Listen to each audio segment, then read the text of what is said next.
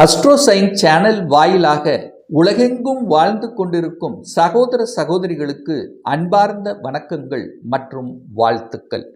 இன்றைய பதிவு செவ்வாய் பெயர்ச்சி பலன்கள். பொதுவாக செவ்வாய் என்னாலே சகோதர காரக கிரகம், நிலத்துக்கு காரக கிரகம், கட்டிடம், நெருப்பு, அதிகாரம், மருத்துவம் துறைக்கு சொந்தக்காரர். ஸோ அப்பேற்பட்ட அந்த செவ்வாய் பகவான் விருச்சிக மனையில் ஆட்சி பலத்தோட ஸ்ட்ராங்காக உட்கார போகிறார். அப்போது இந்த வலிமையான செவ்வாய் பகவானால், அதுவும் அந்த செவ்வாய் பகவான் பார்த்தீங்கன்னா குருவின் நட்சத்திரத்தில், சனி பகவான் நட்சத்திரத்தில், புதன் பகவான் நட்சத்திரத்தில் பிரயாணம் பண்ணும் பொழுது என்ன மாதிரியான பலன்கள், என்ன மாதிரியான யோகங்களை கொடுக்க காத்து கொண்டிருக்கிறது என்பதை 12 ராசிகளுக்கும் டீட்டெயிலாக தனித்தனியே நம்ம பார்க்க போகிறோம். அதற்கு முன்னால் நம்மளுடைய சேனலை ஃபர்ஸ்ட் டைம் நீங்கள் பார்ப்பவர்கள் என்றால் மறக்காம சப்ஸ்கிரைப் பண்ணிக்கிங்க. மீன ராசி அன்பர்களே, செவ்வாய் பெயர்ச்சியால் என்ன பலன்? 6/12/2025 வரை விருச்சிக மனையில் ஆட்சி பலத்தோட ஸ்ட்ராங்காக இருக்கக்கூடிய செவ்வாய் பகவானால என்ன பலன், என்ன மாற்றங்கள், என்ன யோகம் அப்படின்னு பார்க்கும் பொழுது, இந்த மீனராசி அன்பர்களுக்கு செவ்வாய் பகவான் யார் அப்படின்னா 2க்குரியவன், தனம், குடும்பம், வாக்குஸ்தானத்தின் அதிபதி. அதே சமயத்தில் 9க்குரியவன், பாக்கியத்தை தரக்கூடிய அந்த செவ்வாய். அப்போ மீனத்துக்கு யோகத்தை தரக்கூடிய செவ்வாய் பகவான் பாக்கியஸ்தானத்தில் ஸ்ட்ராங்காக வலிமையாக உட்கார்ந்துருக்கார். அப்போ உங்களுக்கு ஏதாவது ஒரு நல்ல பாக்கியம் கொடுக்கணுமோ இல்லையா? அப்போ செவ்வாய் என்கின்ற கிரகம், பாக்யாதிபதி என்கின்ற கிரகம் வலிமையா இருக்கு. அப்போ எந்த பாக்கியத்துக்காக நீங்கள் நினைத்து கொண்டிருக்கிறீர்களோ அந்த பாக்கியம் கிடைக்கும். ஒரு பாக்கியம், நல்ல பாக்கியம். நிறைய மீனராசி என்பவர்களுக்கு குழந்தை பாக்கியம் கிடைக்குமா அப்படிங்கிற ஆதங்கம் நிறைய பேர்த்துக்கு இருக்கும். இது சக்சஸ் கொடுக்கக்கூடிய காலகட்டம். சார் எப்படி சார் சொல்றீங்க, ஸ்ட்ராங்கா சொல்றீங்க அப்படின்னு கேட்டீங்கன்னா, குருதா குழந்தை காரக கிரகம். அந்த குரு பகவான் இப்போ அதிசாரமாக கடகத்தில் வந்து உட்கார்ந்துருக்கார். உச்ச பலத்தோட ஸ்ட்ராங்கா உட்கார்ந்துருக்கார். அந்த உச்ச பலத்தோட 5ஆம் இடத்துல குழந்தை ஸ்தானத்தில் அமர்ந்து கொண்டு பாக்யஸ்தானத்தை பார்க்கிறார், பாக்யஸ்தான அதிபதியை பார்க்கிறார். அப்போ குழந்தை பாக்கியம் கிடைக்கணும் அல்லவா? அந்த முருகப்பெருமானே உங்களுக்கு குழந்தையாக வந்து பிறக்கக்கூடிய அமைப்புங்கிறது இருக்கு. அப்போ குழந்தை பாக்கியத்துக்காக எத்தனை பிரார்த்தனை வைத்துக்கொண்டு, எத்தனை அதாவது இஷ்ட தெய்வங்கள், குல தெய்வங்கள் என்னென்னலாம் வழிபட்டு கொண்டு இருந்தீர்களோ அதற்கான முயற்சி எடுத்துக்கொண்டு இருக்கக்கூடிய இந்த மீனத்துக்கு இது ஒரு நல்ல காலம். குழந்தை பாக்கியம் கிடைத்து அதனால் மனமகிழ்ச்சி சந்தோஷத்தை அடையக்கூடிய ஒரு நல்ல காலமாக இந்த மீனத்துக்கு அமையப்பெறும். அதே சமயத்தில் அந்த இடத்துல 7ஆம் அதிபதியாகிய புதன் பகவானும் அங்கு உட்கார்ந்திருக்கார். அப்ப புதனோட சேர்ந்திருக்கு. 7க்குரியவன் 9க்குரியவன் இணைந்து இருக்கிறது. அப்ப கணவனாலேயோ அல்லது மனைவினாலேயோ ஒரு பாக்கியத்தை அடையக்கூடிய வாய்ப்புகள், சந்தர்ப்பங்கள் இந்த காலகட்டம் உண்டு. அப்போ ஒரு சேஞ்சஸ் கொடுக்கும். கணவன் அல்லது மனைவிக்கு ஒரு சேஞ்சஸ் கொடுக்கும். அந்த சேஞ்சஸை ஏற்றுக்கொள்வது புத்திசாலித்தனம்.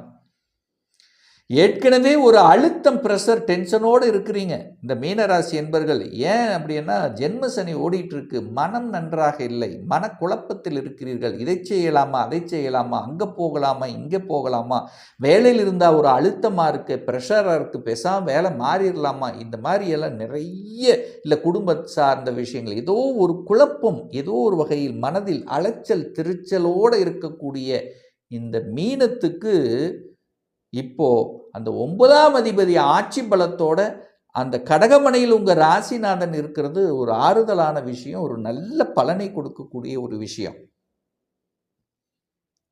அப்போ பொருளாதாரத்துக்காக கஷ்டப்பட்டு கொண்டிருந்தவர்கள் இந்த மாதம் உங்கள் பொருளாதாரம் நிவர்த்தி அடைய போகிறது. அதற்கான சுச்சுவேஷன் உங்களுக்கு கிடைக்க போகிறது. ஒரு சேஞ்சஸ் நடக்கணும். ஏன்னா 10ஆம் அதிபதி உச்ச பலம் அல்லவா? 10ங்கிறது தொழில் ஸ்தானத்தின் அதிபதி உச்ச பலத்தோடு இந்த மாதம் இருக்குது. அப்போ கடந்த சில மாதங்களாகவே ஒரு செட்டில் ஆகலை, ஒரு வேலையில் நிலைத்தன்மை இல்லை, வேலையில் டென்ஷன் ப்ரெஷரோடு இருக்கிறவங்க இப்போ எப்படியோ ஒரு சேஞ்சஸை கொடுக்கும். அந்த சேஞ்சஸை கெட்டியாக பிடித்து கொள்வது இந்த மீனத்துக்கு நல்லதுன்னு சொல்ல வர. பொருளாதாரம் நல்லா இருக்க போது குடும்பத்தில் இருந்து வந்த சில குழப்பங்கள் மறையப் போகிறது, சொல்யூஷன் கிடைக்க போகுது. ஒரு 4-5 மாதமாகவே குடும்ப ரீதியில் ஏதாவது ஒரு கஷ்டத்தை அனுபவித்து கொண்டிருக்கக்கூடிய இந்த மீனத்துக்கு அந்த குழப்பத்துக்கு ஒரு முற்றுப்புள்ளி வைக்கக்கூடிய, ஒரு பேலன்ஸ் பண்ணக்கூடிய அமைப்புங்கிறது இந்த காலகட்டம் இருக்கிறது. ஏதோ ஒரு வகையில் ஒரு ஒரு சந்தோஷத்தை கொடுக்கக்கூடிய அமைப்புங்கிறது இந்த காலகட்டம் மீனத்துக்கு உண்டு. இந்த செவ்வாய் பகவான் பார்த்தீங்கன்னா அனுச நட்சத்திரத்தில் டிராவல் பண்ணுறார். அனுசம் அப்படிங்கிறது சனி பகவானுடைய நட்சத்திரம். அந்த சனி பகவான் நட்சத்திரத்தில் எந்த காலகட்டத்தில் டிராவல் பண்ணுறாருன்னா நவம்பர் மாதம் 1ஆம் தேதியிலிருந்து நவம்பர் மாதம் 18ஆம் தேதி வரை. ஸோ இந்த 18 நாட்கள் சனி பகவானுடைய நட்சத்திரத்தில், அந்த சனி பகவானுங்கிறது உங்கள் லாபாதிபதியும் அவரே, விரையாதிபதியும் அவரே, உங்கள் ராசியில் இருக்கார். அப்போது இந்த காலகட்டத்தில் மனக்குழப்பங்கள் கொஞ்சம் தீர்த்து வச்சிரும். ஒரு சாட்டிஸ்ஃபேக்ஷன், ஒரு லாபம். பாக்யாதிபதி லாபாதிபதி நட்சத்திரத்தில் டிராவல் பண்ணுறார் அல்லவா, நீங்கள் அப்படி எடுங்க. பாக்யாதிபதியாக இருக்கக்கூடிய செவ்வாய் பகவான் லாபாதிபதி நட்சத்திரத்தில் டிராவல் பண்ணும்போது உங்களுக்கு ஒரு லாபமோ ஒரு மகிழ்ச்சியோ கொடுக்கணுமோ இல்லையா? அது கொடுக்கும், கண்டிப்பாக கொடுக்கும். அதே சமயத்தில் விரயத்தையும் கொடுக்கும், டிராவலையும் கொடுக்கும், ஒரு அலைச்சலையும் கொடுக்கும், டென்ஷனையும் கொடுக்கும், எல்லாம் கொடுக்கும். ஒரு வகையான சந்தோஷத்தையும் உங்களுக்கு கொடுக்கும் அப்படின்னு தான் அர்த்தம். அப்போ இந்த காலகட்டத்தில் கொஞ்சம் லாபத்தை அனுபவிக்கக்கூடிய தன்மை உங்கள் முயற்சியால், ஏன்னா செவ்வாயோட புதன் சேர்ந்திருக்கார். அந்த புதனுங்கிறது புத்திசாலித்தனமிக்க ஒரு கிரகம். அப்போ அறிவார்ந்த செயல்களில் ஈடுபட்டு புத்திசாலித்தனமாக செயல்பட்டு லாபங்கள் செய்யக்கூடிய தொழிலிலோ அல்லது வேலையிலேயோ, அதாவது ஒரு என்ன சொல்கிறது, வளைஞ்சு நெளிஞ்சு இடத்துக்கு தகுந்த மாதிரி செயல்பட்டு காரியத்தை சாதிக்கக்கூடிய வல்லமை இந்த காலகட்டத்தில் உண்டு. அதை சரியான முறையில் பயன்படுத்தி கொள்வது மீனத்துக்கு சிறப்பு அப்படின்னு சொல்ல வர. அடுத்து பார்த்தீங்கன்னா செவ்வாய் பகவான் கேட்டை நட்சத்திரத்தில் பிரயாணம் பண்ணுறார். கேட்டை அப்படின்னாலே புதன் பகவான். அந்த புதன் அப்படின்னாலே 4ஆம் அதிபதி. மீனத்துக்கு யாருன்னா 4ஆம் அதிபதி. அப்போ 4ஆம் அதிபதி நட்சத்திரத்தில் செவ்வாய் பகவான் பிரயாணம் பண்ணுறார். செவ்வாய் நிலக்காரகன். 4ஆம் அதிபதி நிலம், வீடு, இடம் குறிக்கக்கூடிய ஒரு ஸ்தானம். அப்போ அவங்க 2 பேரும் சேர்ந்து இருக்காங்க. அப்போது அந்த 4ஆம் இடத்தை ஆக்டிவேட் பண்ணுமோ இல்லையா? உண்டு. அப்போது வீடு வாங்கணும், இடம் வாங்கணும், இந்த மாதிரி என்ன ஓட்டங்களை ஒரு சிலர் கொடுத்துட்ருக்கும்ல, அது சக்ஸஸ் கொடுக்கும். இடத்த வாங்கலாம், நிலத்தை வாங்கலாம், வீடு அமைச்சு கொள்ளலாம். ஸோ இதெல்லாம் பண்ணலாம். ஆனால் சந்திரன் உங்கள் ராசியில் இருக்கும்போது ஒரு சாட்டிஸ்ஃபேக்ஷன் இல்லாத தன்மை இருக்கும். அப்போ என்ன பண்ணணும்னா, ஏதாவது வாங்கணும் அப்படின்னு அந்த விருப்பப்பட்டு அதில் இறங்கிட்டீங்கன்னா டாக்குமெண்ட் பக்காவாக இருக்குங்கிறது செக் பண்ணணும். இது மட்டும்தான். டாக்குமெண்ட் விலகங்கள் ஏதாவது இருக்காங்கிறது 100% செக் பண்ணணும் இந்த மீன ராசி என்பது. ஏன்னா உங்கள் மனதை மறைச்சு எதையாவது ஒன்று செய்ய வச்சிரும். ஸோ இந்த விஷயத்தில் மட்டும் கவனமாக இருக்கணும். பண விஷயத்தில், ஷியூரிட்டி விஷயத்தில், ஜாமீன் கையெழுத்து விஷயத்தில் ரொம்ப கவனமாக செயல்படணும். ஏன்னா 3ஆம் அதிபதி 8ல் இருக்கார். ஸோ ஒப்பந்தம் போடுறது, 3ஆம் அதிபதி 8ல் இருக்கார். ஸோ இந்த ஒப்பந்தங்கள் போடும்போது, கையெழுத்து போடும்போதும் ஒரு தடவைக்கு 2 தடவை படித்து பார்த்து கையெழுத்து போடுவதும், டாக்குமெண்ட் சரியாக இருக்காங்கிறது வெரிஃபை பண்ணுறது இந்த காலகட்டம் சிறப்பு. ஆனால் வீடு வாங்கலாமா? வாங்கலாம். வீடு, வண்டி, நிலம், இடம் எல்லாம் வாங்கலாம். வாங்குவதற்கு எந்த தடையும் இல்லை. 7ஆம் அதிபதி கூட்டு தொழில், ஜாக்கிரதையாக இருக்கணும். கணக்கு வழக்கு கரெக்டாக வச்சுக்கணும். கூட்டாளிகளோட கரெக்டாக பேணிக்கிறது நல்லது இந்த மீனராசி என்பர்கள். சொந்த தொழில் போகணும் அப்படிங்கிற எண்ணம் இருக்கிறதுன்னா 100% உங்கள் சுயஜாதகத்தை செக் பண்ணணும்.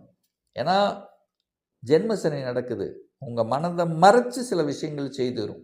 ஸோ அதில் மட்டும் இருக்கும். ஆனால் புத்தி அறிவை வச்சு செய்யக்கூடிய தொழில்கள் கன்சல்டன்சி கமிஷன் பேஸ்டு தாராளமாக செய்து கொள்ளலாம். அதில் எந்த ட்ரபிள் உங்களுக்கு இல்லை.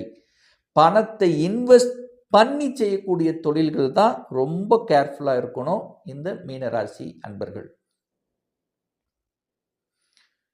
குழந்தை சார்ந்த விஷயங்கள், குழந்தை பிறப்பு சம்பந்தப்பட்ட விஷயங்கள், பூர்வீகம் சம்பந்தப்பட்ட விஷயங்கள், குலதெய்வம் சென்று வரக்கூடிய பாக்கியங்கள், வெளிநாட்டுக்கு செல்லக்கூடிய யோகங்கள், ஒரு சிலருக்கு திடீர் ப்ரமோஷன் நடக்கக்கூடிய தன்மைகள். என செவ்வாய்ங்கிறது அதிகாரம் அல்லவா, அதிகார பதவி கொடுக்கக்கூடிய அமைப்புகள். ஏன்னா இந்த நவம்பர் மாதம் சூரிய பகவானும் 9ஆம் இடத்தில் வந்து உட்கார்ந்துருக்கார், குருவின் பார்வையில் இருக்கு. இப்போ பெரிய மனிதர்களின் தொடர்புகளை கொடுக்கக்கூடிய அமைப்புகள், இதெல்லாமே சக்சஸ் கொடுக்கக்கூடிய ஒரு நல்ல காலகட்டமாக இந்த மீனத்துக்கு அமையும் என்று சொன்னால் அது மிகையாகாது. இன்னும் ஒரு துல்லிய பலன் வேணும். இந்த 2025 சொந்த தொழில் செய்வதற்கான கொடுப்பினை இருக்கா? அப்போ இருக்கக்கூடிய பட்சத்தில் எப்போ நம்ம சொந்த தொழில் ஆரம்பிக்கலாம்? என்ன கோர்ஸ் எடுத்து படித்தா நம்முடைய ஃப்யூச்சர் நன்றாக இருக்கும்? இந்த வருடம் திருமணம் செய்யக்கூடிய அமைப்பு இருக்கா? எப்போ தான் நமக்கு திருமணம் நடக்கும்? எப்போ குழந்தை பாக்கியம் கிடைக்கும்? எப்போ வீடு கட்டுவேன்? எப்போ எனக்கு ப்ரமோஷன் கிடைக்கும்? இதை பற்றி தெரிஞ்சுக்கணும். உங்கள் ஜாதகத்தை பற்றி அறிந்து கொள்ள வேண்டும். ஒரு பர்சனல் கன்சல்டேஷன் எடுத்துக்கணும் என்று விருப்பமுடைய அன்பர்கள் டிஸ்பிளே தெரியக்கூடிய நம்பருக்கு வாட்ஸ்அப் மூலியமாகவோ ஃபோன் கால் மூலியமாகவோ தொடர்பு கொண்டு நேரடியாகவோ அல்லது ஆன்லைன் மூலியமாகவோ கன்சல்டேஷன் எடுத்துக்கலாம். நம்மளுடைய அலுவலகம் கோயம்புத்தூரில் அமைந்துள்ளது. பிரியர் அப்பாயின்மெண்ட் வாங்கிட்டு நேரடியாகவே நீங்கள் கன்சல்டேஷன் எடுத்துக்கலாம். நிச்சயமாக இந்த பதிவு ஏதாவது ஒரு ரூபத்தில் உங்களுக்கு யூஸ்ஃபுல்லாக இருக்குங்கிறதுல எந்தவித மாற்று கருத்தும் கிடையாது. இந்த ராசி நட்சத்திர நேயர்கள் அனைவரும் வாழ்க வளர்க வளம் பெறுக என்று எனது வாழ்த்தினை தெரிவித்துக் கொண்டு விடைபெறுகிறேன். நன்றி, வணக்கம், வாழ்த்துக்கள்.